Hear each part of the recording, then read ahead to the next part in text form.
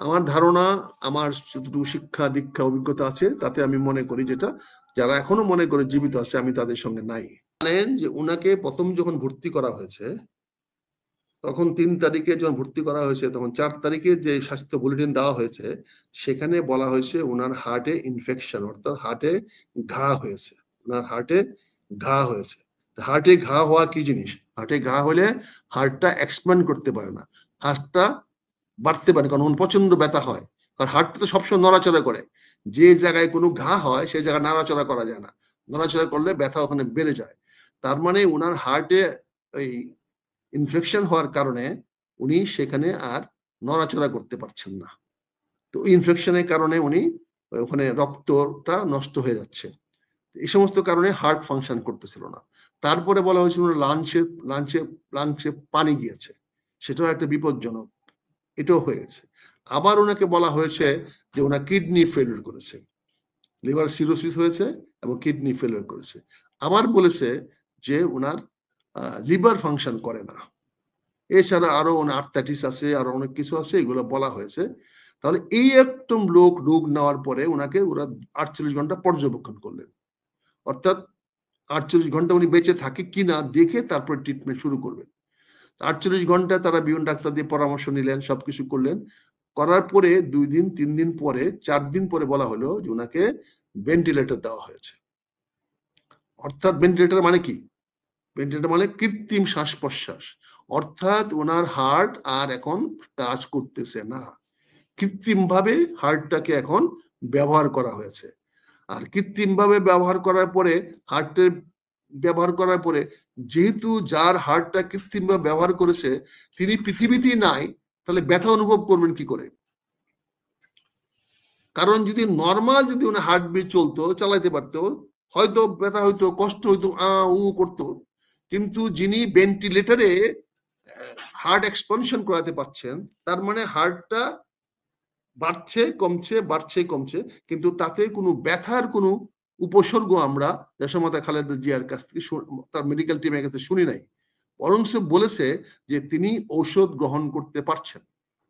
তার মানে হলো যেহেতু নর্মাল হার্টবিট চলছে, তাহলে রক্ত চলাচল চলছে।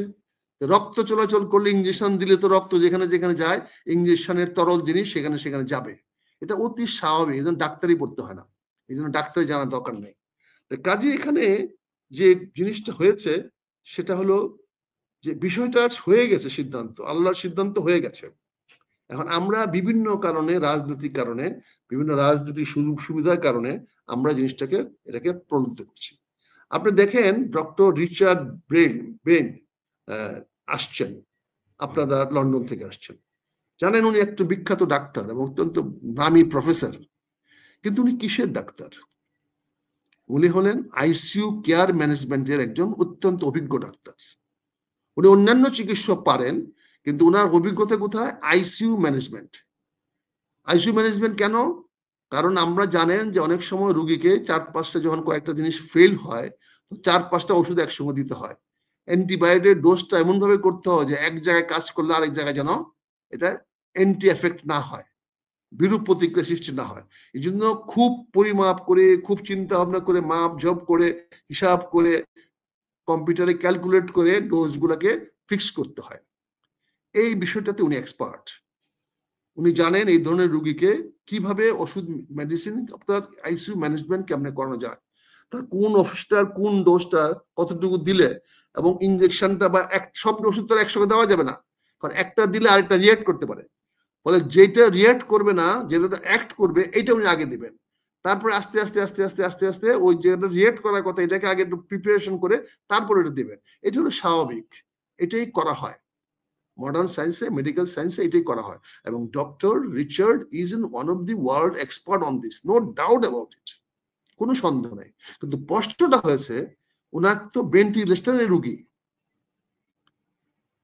ভেন্টিলেটরের রুগীর যদি অন্য অর্গান কাজ না করে, ভেন্টিলেটর তো কোনো কিউর করে না, ভেন্টিলেটর মৃত্যুটাকে প্রলং করে।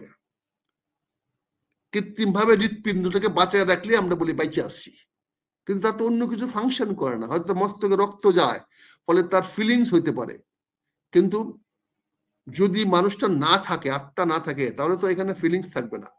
কাজে এই ভেন্টিলেটর দিয়ে আমরা কি করতে পারতেছি, ওনাকে হয়তো প্রলং করতে পারছি। কিন্তু এখানে আরেকটা সমস্যা হয়েছে যে এই ভেন্টিলেটরের সঙ্গে সঙ্গে ট্রিটমেন্ট চলবে না, এই জন্য যে ওনার হার্ট ইনফেক্টেড, লাঞ্চে পানি, কিডনি ফেলুর, ওনার লিভার ফাংশন করতেছে না। এখানে বলা আছে যদি একজন রুগীর তার অর্গানগুলা যদি ফাংশন না করে, তাহলে তাকে ট্রিটমেন্ট করে, একটা রোগের ট্রিটমেন্ট করে অন্য রোগের ভালো সম্ভব না যদি তার বাকি অর্গানগুলো নষ্ট হয়ে যায়। তা আমরা এখানে দেখতে পাচ্ছি যে ওনার সবচেয়ে বড় সমস্যা হলো হার্টে ইনফেকশন, হার্টে ওই ইয়া হয়েছে, ঘা হয়েছে, বা হার্টটাকে ইনফেকশনের বাংলা কি, মানে জায়গাটাকে ওই ব্যাকটেরিয়া ওনাকে ধরেছে। কাজে এটাকে মুক্ত করতে হলে তো হার্টের হাই ডোজ অ্যান্টিবায়োটিক দিতে হবে, কিন্তু হাই ডোজ অ্যান্টিবায়োটিক দিলে লিভার রিজেক্ট করবে, লিভার তো এটাকে পিউরিফাই করবে না, কারণ লিভার ফাংশন করে না। কিডনিতে গেলে কিডনি এটাকে ফিল্টার করবে না, তাহলে এটা কিভাবে যাবে? কিডনি তো এটাকে ফিল্টার করে শুধু ওই অ্যান্টিসেপটিকটুকু ওখানে নিয়ে যাবে, বাকিগুলো তো ফেলে দিবে। লিভার ফাংশন করবে না, ফলে সে গ্রহণ করবে না, সেটা গ্রহণ করে রেখে দিবে, সে কোনো ডেলিভারি নাই, অর্থাৎ লিভার ফাংশন করে না। একইভাবে কিডনি ফাংশন করবে না, তাহলে ওষুধটা কিভাবে কাজে লাগবে? কাজেই ওষুধটা কাজে লাগার কোনো সম্ভাবনা নাই। যেহেতু ভেন্টিলেটর কোনো কিউর না, এবং ভেন্টিলেটর ইটসেলফ কোনো রোগীকে ভালো করতে পারে না, শুধু তার অন্যান্য যদি কোনো অর্গান ফেল না করে, তাহলে ট্রিটমেন্ট পর্যন্ত বাঁচা রাখতে পারে 2 সপ্তাহ, 5 সপ্তাহ, 8 সপ্তাহ, এমনকি 2 বছর পর্যন্ত ভেন্টিলেটর দিয়েও বাঁচিয়ে রাখা যায়। আবার অনেক রুগী আছে সব অর্গান ফেল করছে কিন্তু হার্ট ভালো আছে, সেও কিন্তু একটা ওই মাংসপিণ্ডের মতো শুয়ে থাকে, নাড়াতে পারে না, চড়তে পারে না, সেও কিন্তু বেঁচে থাকে, তার হার্ট ফাংশন করে। আমার এক আত্মীয় আছে মোহাম্মদপুরে, আজকে 2.5 বছর 3 বছর ধরে সে এরকম বিছানায় শুয়ে আছে, না লড়তে পারে, না করতে পারে, তাকে নাক দেয় এতে খাবার দেওয়া হচ্ছে, কিন্তু তার হার্ট কাজ করে, সে বেঁচে আছে। কিন্তু তার অন্য হাতও নড়ে না, মানুষকে চিনে না, চোখ গুলা নড়ে, এরকম তো আমরা দেখেছি। দেশমাতা খালেদা জিয়ার অবস্থাটা অন্যরকম। তিনি এখানে সবকিছু, তার অর্গান, কোনো অর্গানে ফাংশন করতেছে না, এখানে ভেন্টিলেটর দিয়ে রাখা হয়েছে।